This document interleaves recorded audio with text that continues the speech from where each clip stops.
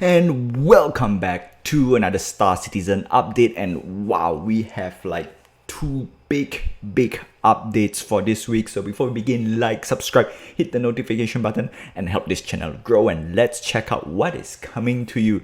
So I did say for Alpha 3.14 we're gonna have dynamic event, and guess what? It is coming right now. Or not say right now, but they have a news today, and the date for this event, I think it's definitely on the weekend. All right, not so sure it's today, but it's definitely Friday onwards or tomorrow onwards.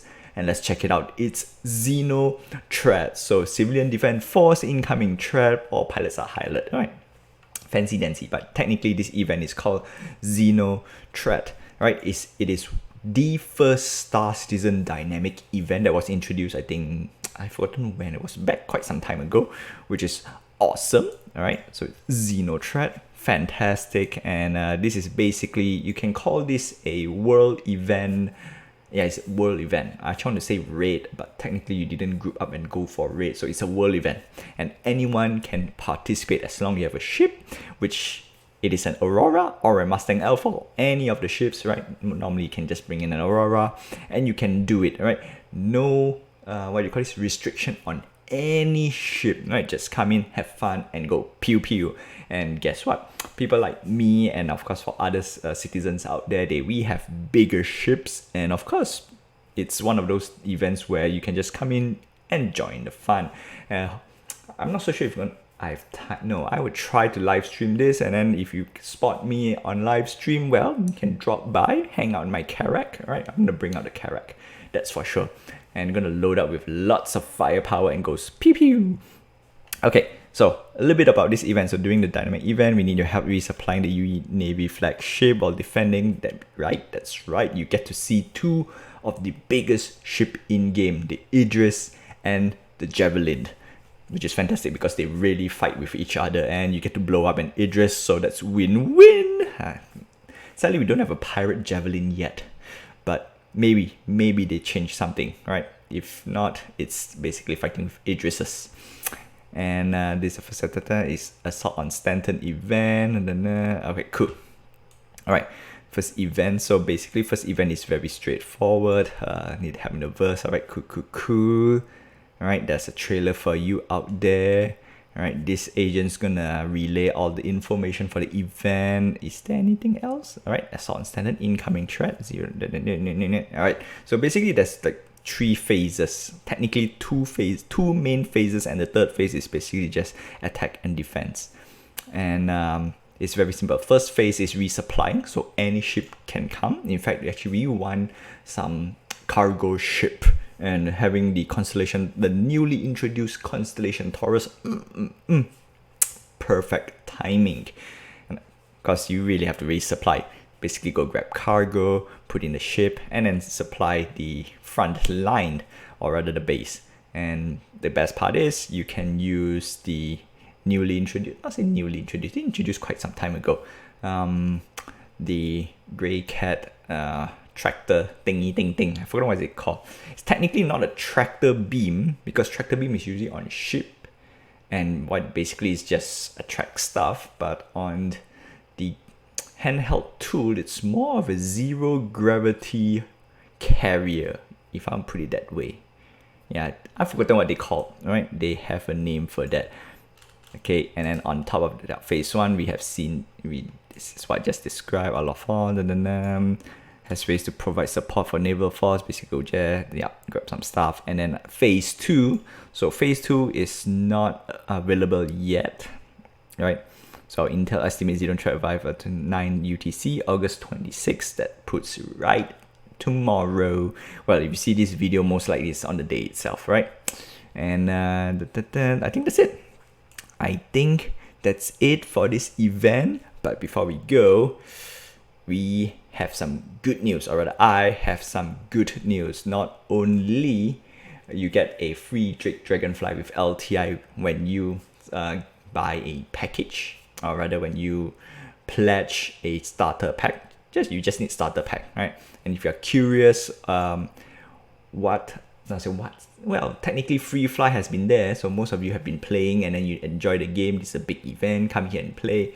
And for new players out there, if you want to know what Star Citizen is, we still have time for a free fly. I think it's ending on the 27th. That is the Saturday, well, Saturday on my time. So feel free to join and have some fun. And of course, because of this particular event, we have ship sale. And the question is for you guys out there, should I buy any of this ship with real cash? Answer is no. You only need the base set, right? That's the base starter pack, which is $40.50. Grab it while it still can because it's on promotion. And of course, you can buy every other ships in-game with in-game currency. But this is for people who wants to help to help pledge the game. No, to pledge and help fund the game. And suckers like me, I love ships, right? I definitely love ships. So this is Idris, fantastic. Let's go on with what ships do they have for us. So we have, let's start off with Defender System. We have the Arrow, Gladiator, awesome. Saber, actually this is very strong ship. Same goes with the F7M, F7CM Super Hornet. I'm going to just call Super Hornet straight up. You should be able to pronounce this without tongue twisted or tongue tied.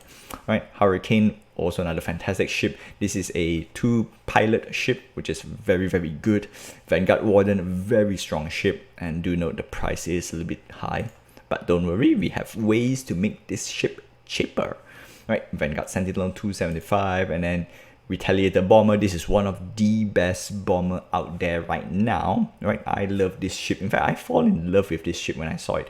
It's partially, it's a saber and it's long. It's awesome, right? It reminds me of a Blackbird. Of course, the ship is not like it. All right, Vanguard Harbinger, a torpedo ship or torpedo version of the Vanguard series, and Eclipse, a stealth bomber. Do note, if you look at it, the price $300, $290, $275 is just a lot of money. Again, PSA, you don't need to buy any of this ship with real cash in order to enjoy the game, right? You just need a starter pack. Links down below, right? And of course, I will recommend ships, or what ships should I recommend for you guys out there if you want to pick a new combat ship.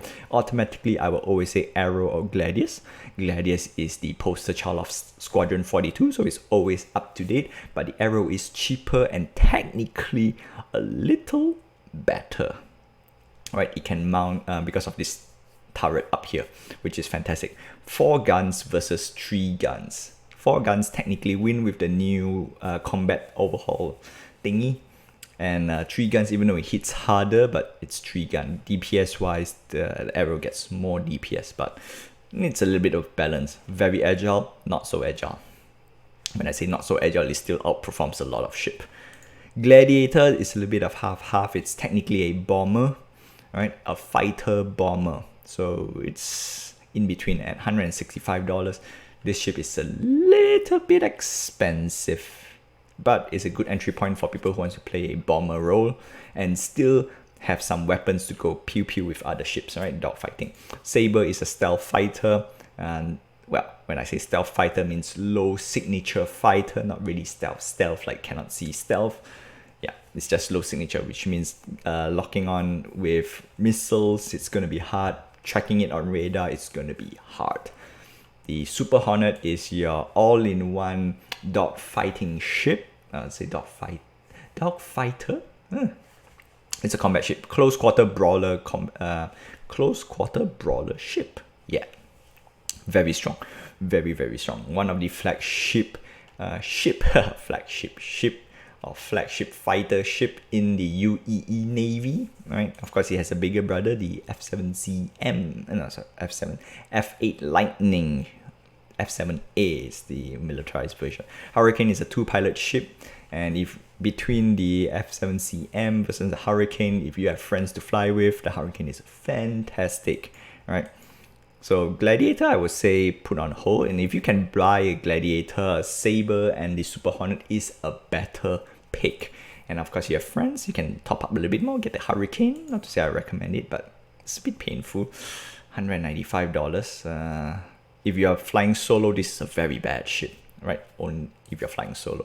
Vanguard Warden is the staple long-range fighter that I will always recommend if you have cash to spare. $260 is a lot of money, so and then if you're ready to buy the Vanguard Warden, I will always suggest the Vanguard Sentinel, because this sucker has an EMP for $15 extra.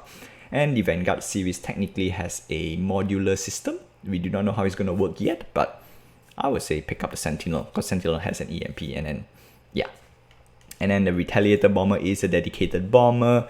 If you like a bomber role in an orc or a squadron, Retaliator is the ship to go. And then we have the Harbinger, which is you want some pew pew firepower and at the same time to throw some torpedoes. Harbinger is a good pick. And then we get to the bad boy, the Eclipse. It's a stealth bomber, low radar, low signature. Well, when you see the torpedo, it's too late, right? Most of the time. Very bad dogfighting combat shit, right? But other than that, capital killer. But compared to Retaliator Bomber, the Retaliator can carry up to 6, either 6 or 9. Where the Eclipse is only 3. Same goes with the Harbinger, only 3. And I think this is size 5. I think it's a size 9. This is a size 9 torpedo, which is very, very powerful. And that's it. That's it for the ship that is listed. Now for a cheaper ship. Before we go cheap, we have packs. And if you realize there's a war bond here, war bonds are for war bond ships. Would I recommend packs? I would say we should skip packs, right? Packs are nice, right? They are wonderful, but it's a bit tough. Because of this next part, we have Warbond upgrade to the Anvil Hurricane, the Retaliator Bomber, and the Vanguard Warden. This is the reason why I would buy ships, because of all these Warbond upgrades, and it's a cheaper price tag. So I think you can get the Anvil Hurricane for cheap, Retaliator Bomber for cheap, and Vanguard Warden for cheap, combined with the existing, discounted CCU like the Constellation Taurus and not forgetting the cheaper starter pack. You can actually own the Vanguard Warden for like, let's see if I do a quick calculation, $4.50 minus $30, because that's how much the Taurus gets you, a $30 discount. And I think the Warden, I think they just give you 10.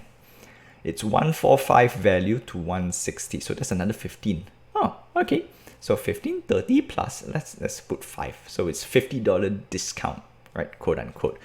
So yeah, you can get the Warden for $206 if we look at what we have here. Right? $210 for a $260 ship. I think it's a good deal. Can it be better? Of course, that's why you play the CCU game. I stock up with CCU and then you try to upgrade as best as you can with all these Warbond upgrades. And we are right now in the season where all these things are going to happen, right? We have the Free Fly, we have the XenoThreat, and we have the Ship Showdown next month. So it's going to be a big event. I would recommend grab as much CCU as you can, right? Top recommendation is the Hurricane and the Vanguard Warden. The Retaliator Bomber, well, if you're going to spend $300 for a ship, then yes, Retaliator Bomber is a good pick. Now, when you get this, do not apply your CCU, because we are going to chain to the Ship Showdown. I'm sure Ship Showdown has a Warbond upgrade somewhere there, right? Warbond CCU. Until then, that's all I have for you for today. Like, subscribe, hit the notification button, and help this channel grow. If I've helped you, to decide how to purchase or get into Star Citizen, well, I hope they use my referral code as well, because you get to score yourself a Dragonfly with LTI, which is also fantastic. And then, last but not least, I will see you in the verse. And have fun, my friends. Have fun.